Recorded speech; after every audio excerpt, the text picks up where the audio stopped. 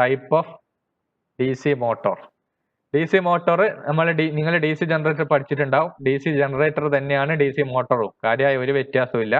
അപ്പൊ നമുക്ക് മെയിൻ ആയിട്ടുള്ള DC മോട്ടോർ ഫസ്റ്റ് വൺ ഏതാണ്? DC ഷണ്ട് മോട്ടോറാണ്. ഒരു വ്യത്യാസമേ ഉള്ളൂ, നമ്മൾ മോട്ടോർ ആകുമ്പോൾ ഇൻപുട്ട് ആയിട്ട് ഒരു വോൾട്ടേജ് അപ്ലൈ ചെയ്യണം അല്ലെ? ഇൻപുട്ട് വോൾട്ടേജിൽ നമ്മളെ ഈ മോട്ടോർ കറങ്ങുകയാണ് ചെയ്യുക അല്ലേ? മോട്ടോർ ഇപ്പൊ എന്ത് സപ്ലൈ വോൾട്ടേജ് ആയ ഒരു DC ഷണ്ട് മോട്ടോർ ആകുമ്പോൾ DC വോൾട്ടേജ് ആണ് അപ്ലൈ ചെയ്യേണ്ടത് അല്ലെ? മോട്ടോറിന് DC വോൾട്ടേജ് അപ്ലൈ ചെയ്യും. ഷണ്ട് മോട്ടോർ ആകുമ്പോൾ ഷണ്ട് മീൻസ് പാരലൽ ആണ് കേട്ടോ. പാരലൽ ആയിട്ടാണ് നമ്മളെ മാഗ്നറ്റിക്, ഇതാണ് മാഗ്നറ്റിക് കോയിൽ. ഇതിലേക്ക് കറണ്ട് വരുമ്പോഴാണ് മാഗ്നറ്റിക് ഫീൽഡ് ഉണ്ടാകുക. ഈ മാഗ്നറ്റിക് ഫീൽഡിന്റെ ആണ് നമ്മളെ മോട്ടോർ കറങ്ങുക അല്ലെ? അപ്പൊ ഈ ഷണ്ട് ഫീൽഡ്, അതായത് ഫീൽഡ് കോയിൽ എപ്പോഴും ആർമേച്ചർ, കറങ്ങുന്ന ആർമേച്ചറിന് പാരലായിട്ട് വെക്കുന്നതാണ് ഷണ്ട് മോട്ടോർ. നിങ്ങൾക്ക് ഇത് വരക്കേ വേണ്ടൂ, കൂടുതൽ ഡീറ്റെയിൽസ് ഒന്നും വേണ്ട കേട്ടോ. അപ്പൊ ഷണ്ട് മോട്ടറിൽ എങ്ങനെയായിരിക്കും? ആർമേച്ചറിന് പാരലായിട്ടായിരിക്കും നമ്മുടെ ഷണ്ട് ഫീൽഡ് കോയിൽ വെക്കുക. ഈ ഷണ്ട് ഫീൽഡ് കോയിലാണ് നമുക്ക് ആ മാഗ്നറ്റിക് ഫീൽഡ് അല്ലെ, മാഗ്നറ്റിക് ഫ്ലക്സ് പ്രൊഡ്യൂസ് ചെയ്യുന്ന ഈ ഷണ്ട് ഫീൽഡാണ്. ഇതാണ് ഷണ്ട് മോട്ടോർ.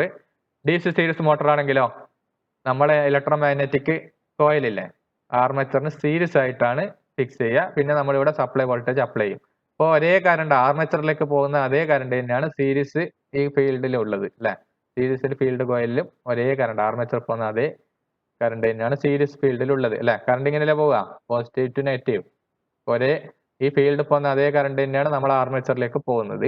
ഇതിൽ വ്യത്യാസമുണ്ട്. ആ വ്യത്യാസം കാര്യമായിട്ട് നോട്ട് ചെയ്യേണ്ട ആവശ്യമുള്ളൂ. രണ്ടാകുമ്പോഴെന്താ, ആർമേച്ചർ കറണ്ട് ഇങ്ങോട്ടേക്ക് പോകും കുറച്ച് അല്ലെ?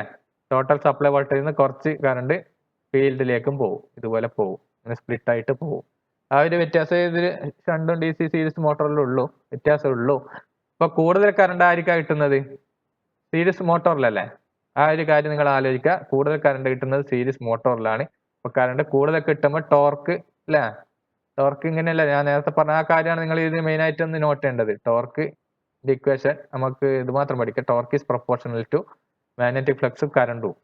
അപ്പൊ എന്താ, സീരീസ് മോട്ടറിലാണ് കുറച്ചും കൂടി കറണ്ട് ഷണ്ടിനേക്കാളും കൂടുതൽ കിട്ടാൻ സാധ്യത. അപ്പൊ ഹൈ സ്റ്റാർട്ടിംഗ് ടോർക്കിനൊക്കെ ആവശ്യം ആരാണ്? സീരീസ് മോട്ടറാണ് അതിന്റെ ആപ്ലിക്കേഷൻ. ക്രെയിന് അങ്ങനത്തെ കാര്യങ്ങളിലൊക്കെ DC സീരീസ് മോട്ടറാണ് യൂസ് ചെയ്യുക. ഷണ്ടിൽ നോക്കിയട്ടെ, കുറച്ച് കറണ്ട് ഇങ്ങോട്ട് ഷണ്ട് ഫീൽഡിലേക്ക് പോകുന്നില്ലേ? കുറച്ച് കറണ്ട് ആർമേച്ചർ സപ്ലൈ വോൾട്ടേജ് അല്ലേ? കുറച്ച് കറണ്ട് ഷണ്ടിലേക്കും കുറച്ച് ആർമേച്ചറിലേക്കാണ് പോകുന്നത്. ഇപ്പൊ കുറച്ച് റിലേറ്റീവ്ലി ടോർക്ക് കുറഞ്ഞ ആപ്ലിക്കേഷനിലാണ് DC ഷണ്ട് യൂസ് ചെയ്യുക. ഇപ്പോൾ ഫാനിന് അങ്ങനത്തെ കാര്യങ്ങളിലൊക്കെയാണ് DC ഷണ്ട് മോട്ടോർ. പിന്നെ രണ്ടിന്റെയും കമ്പൈൻ ചെയ്തിട്ടുള്ളതാണ് കോമ്പൗണ്ട് മോട്ടോർ. ഇപ്പൊ സീരീസും ഷണ്ടും ഉണ്ടാവും കേട്ടോ. ഇത് രണ്ട് ടൈപ്പാണുള്ളത്, ഷോർട്ട് ഷണ്ടും ലോങ് ഷണ്ടും. നിങ്ങൾ ആ ഷണ്ടിന്റെ ലെങ്ത് നോക്കുക. ഷോർട്ട് ഷണ്ട് ആകുമ്പോൾ ആർമേച്ചറിന് ഡയറക്റ്റ് അല്ലെ കണക്ട് ചെയ്ത് പാരലായിട്ട് ഒരു ഷണ്ട് ഫീൽഡ്, പാരലായിട്ടുള്ള ഇലക്ട്രോ മാഗ്നറ്റിക് കോയിൽ കണക്ട് ചെയ്ത്. സീരീസോ അതിന് ശേഷമാണ് കണക്ട് ചെയ്തത്. ആർമേച്ചർ തന്നെ സീരീസ് അല്ലെ, ഷണ്ടിന് ഇപ്പുറത്താണ് കണക്ട് ചെയ്തത്. അപ്പൊ ലെങ്ത് നോക്കിയാൽ ഷോർട്ട് ഷണ്ട് ഇത്ര ലെങ്ത് അല്ലേ ഉള്ളൂ. ലോങ് ഷണ്ടോ ഈ സീരീസ് ഫീൽഡും കഴിഞ്ഞിട്ട് ഈ പോയിന്റിലാണ് കണക്ട് ചെയ്യുന്നത്. അപ്പൊ ലെങ്ത് റിലേറ്റീവ്ലി കൂടുതൽ കാണുന്നില്ലേ? ഇതിനാണ് ലോങ് ഷണ്ട് എന്നുള്ള ഇങ്ങനെയുള്ള രണ്ട് അറേഞ്ച്മെന്റിലാണ് ഉള്ളത് കോമ്പൗണ്ട് മോട്ടോർ. അപ്പൊ ഇതിന്റെ റിലേറ്റീവ്ലി നമുക്ക് മാഗ്നറ്റിക് ഫീൽഡ് കൂട്ടാം. ഇതില് ലോങ് ഷണ്ടിലൊക്കെ കൂട്ടാൻ പറ്റും. കോമ്പൗണ്ട് മോട്ടോർ ലോങ് ഷണ്ടും ഷോർട്ട് ഷണ്ടും ഉള്ളത്. അപ്പൊ ഇതിന്റെ നിങ്ങൾക്ക് നോക്കിയാൽ മനസ്സിലാവും, ഇതിന്റെ മാഗ്നറ്റിക് ഫീൽഡും രണ്ട് ഫീൽഡ് ഉണ്ടല്ലേ, ഫീൽഡ് മാഗ്നറ്റ്സ് കോയിൽ രണ്ടെണ്ണം ഉണ്ട്. രണ്ട് അല്ലെ, പാരലായിട്ടുള്ളതും സീരീസ് ആയിട്ടുള്ളതും. ഈ രണ്ട് മാഗ്നറ്റിക് ഫീൽഡ് എയ്ഡ് ചെയ്താലോ, രണ്ടും കൂട്ടുന്ന രൂപത്തിലുള്ള അറേഞ്ച്മെന്റ് ആണെങ്കിലോ, ഈ മാഗ്നറ്റിക് ഫീൽഡ് ∅1 ആണെന്ന് വിചാരിക്കുക. ഇവിടുത്തെ മാഗ്നറ്റിക് ഫ്ലക്സ് ∅1, ഇവിടുത്തെ ∅2. ഇത് രണ്ടും കൂടി എയ്ഡ് ചെയ്യുന്ന രൂപത്തിൽ നമുക്ക് ഡിസൈൻ ചെയ്യാം. അപ്പൊ മാഗ്നറ്റിക് ഫ്ലക്സ് കൂടുതലായിരിക്കും. ഹൈ സ്റ്റാർട്ടിംഗ് ടോർക്ക് ഒക്കെ നിങ്ങൾക്ക് കൂട്ടാം. മാഗ്നറ്റിക് ഫ്ലക്സ് രണ്ടും എയ്ഡ് ചെയ്യുന്ന രൂപത്തിൽ, സീരീസിന്റെ മാഗ്നറ്റിക് ഫ്ലക്സും അതുപോലെ പാരലുള്ള ഫീൽഡ് ഇല്ലേ, ഫീൽഡ് കോയിലില്ലേ, ഇതിന്റെ മാഗ്നറ്റിക് ഫ്ലക്സ് രണ്ടും കൂടി കൂട്ടുന്ന രൂപത്തിലുള്ള ഡിസൈൻ ആണെങ്കിൽ ഹെവി ടോർക്ക് കിട്ടൂലേ? ടോർക്ക് ഈസ് പ്രൊപ്പോർഷണൽ ടു, ഇതാണ് rotating force proportional to flux into current ആണ് അല്ലെ? അപ്പൊ അങ്ങനെ നമുക്ക് ചെയ്യാം. അല്ലെങ്കിലോ രണ്ടും മൈനസ് ആകുന്ന രൂപത്തിലും ചെയ്യാം. രണ്ട് ഫീൽഡും സീരീസ് ഫീൽഡും മൈനസ് ആകുന്ന രൂപത്തിലും ചെയ്യാം. അതിനാണ് ഡിഫറൻഷ്യൽ കോമ്പൗണ്ട് എന്ന് പറയും. ഇങ്ങനെയുള്ളതിന് ഡിഫറൻഷ്യൽ കോമ്പൗണ്ട് ആയിട്ടുള്ളതാണ് മോട്ടോർ. മറ്റേതോ ക്യുമുലേറ്റീവ് എന്ന് പറഞ്ഞാൽ ആഡ് ചെയ്യാം. ഇതാണ് ക്യുമുലേറ്റീവ് കോമ്പൗണ്ട്. മോട്ടോറിൽ രണ്ട് ഫ്ലക്സും ആഡ് ചെയ്യും. സീരീസിലെ ഫ്ലക്സും രണ്ടിലെ ഫ്ലക്സ് ആഡ് ചെയ്യാൻ പറ്റുന്ന മോട്ടോറാണ് ക്യുമുലേറ്റീവ് കോമ്പൗണ്ട് മോട്ടോർ. രണ്ടും ഡിഫറൻസ് ആക്കുന്നതോ, രണ്ടിന്റെ സീരീസിന്റെ ഫ്ലക്സ് ഡിഫറൻസ് ആക്കുന്നത് ഡിഫറൻഷ്യലി കോമ്പൗണ്ട് എന്ന് പറയും. ആ പോയിന്റ് നിങ്ങൾക്ക് കൺസ്ട്രക്ഷനിൽ ആവശ്യമുള്ളൂ, ടൈപ്സ് ഓഫ് മോട്ടോറിൽ ആവശ്യമുള്ളൂ. ഇത്രയും പോയിന്റാണ് വേണ്ടത്. Differently compound. ഇപ്പൊ ക്യുമുലേറ്റീവ് കോമ്പൗണ്ട് ഫ്ലക്സ് കൂടുതലായിരിക്കും. അപ്പൊ ഹെവി സ്റ്റാർട്ടിംഗ് ടോർക്കിലൊക്കെ നമുക്ക് യൂസ് ചെയ്യാം.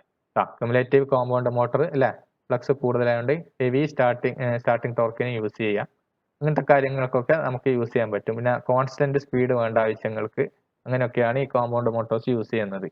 ഇപ്പൊ ആദ്യം പറഞ്ഞ എന്താണ്, ഷണ്ട് മോട്ടോർ ആകുമ്പോൾ റിലേറ്റീവ്ലി ലോ ടോർക്ക്, സീരീസ് ആകുമ്പോൾ റിലേറ്റീവ്ലി ഹൈ സ്റ്റാർട്ടിംഗ് ടോർക്ക്. കാരണം കറണ്ട് അല്ലെ കൂടുതലാണ് വരുന്നത്, ആർമേച്ചറിലേക്ക് കൂടുതൽ കറണ്ട് വരും compared to shunt motor. Compound ആണെങ്കിൽ രണ്ടിന്റെയും മിക്സ് ആയിരിക്കും, ഷണ്ടിന്റെ സീരീസിന്റെ മിക്സ് ആയിരിക്കും. ഇപ്പൊ ഷോർട്ട് ഷണ്ട് അതുപോലെ ലോങ് ഷണ്ട് അങ്ങനെയാണ് ഉള്ളത്. ലോങ് ഷണ്ട് ആ ലെങ്ത് നിങ്ങൾ വരക്കുമ്പോൾ നോക്കുക അല്ലെ. ലോങ് ഷണ്ട് ആണെങ്കിൽ സീരീസ് ഫീൽഡ് കഴിഞ്ഞിട്ടാണ് നമ്മളെ പാരലായിട്ട് ഫീൽഡ് കോയിൽ കണക്ട് ചെയ്യേണ്ടത്, ഷണ്ട് ഫീൽഡ് കോയിൽ കണക്ട് ചെയ്യേണ്ടത്. ഓക്കെ, ഇത് മനസ്സിലായില്ലേ? ഇത് കറങ്ങുന്ന ആർമേച്ചർ, ഈ രണ്ട് കോയിൽ എന്താണ്, ഇലക്ട്രോ മാഗ്നറ്റിക് കോയിലാണ്. അപ്പൊ അതിന് പേര് പറയുന്നതാണ് ഷണ്ട്. എങ്ങനെ കണക്ട് ചെയ്ത രൂപത്തിലാണ് പറയാം. പാരലിൽ കണക്ട് ചെയ്യാനാണെങ്കിൽ ആ ഇലക്ട്രോ മാഗ്നറ്റിക് കോയിലിനെ ഷണ്ട് ഫീൽഡ് എന്ന് പറയും അല്ലെ. സീരീസ് കണക്ട് ചെയ്ത ആർമേച്ചറിന് സീരീസ് കണക്ട് ചെയ്യുകയാണെങ്കിലോ സീരീസ് ഫീൽഡ് കോയിൽ എന്ന് പറയും. ഇത്രയും കാര്യമാണ് നിങ്ങൾ ഓർമ്മിക്കേണ്ടത് ടൈപ്സ് ഓഫ് DC മോട്ടോറിൽ.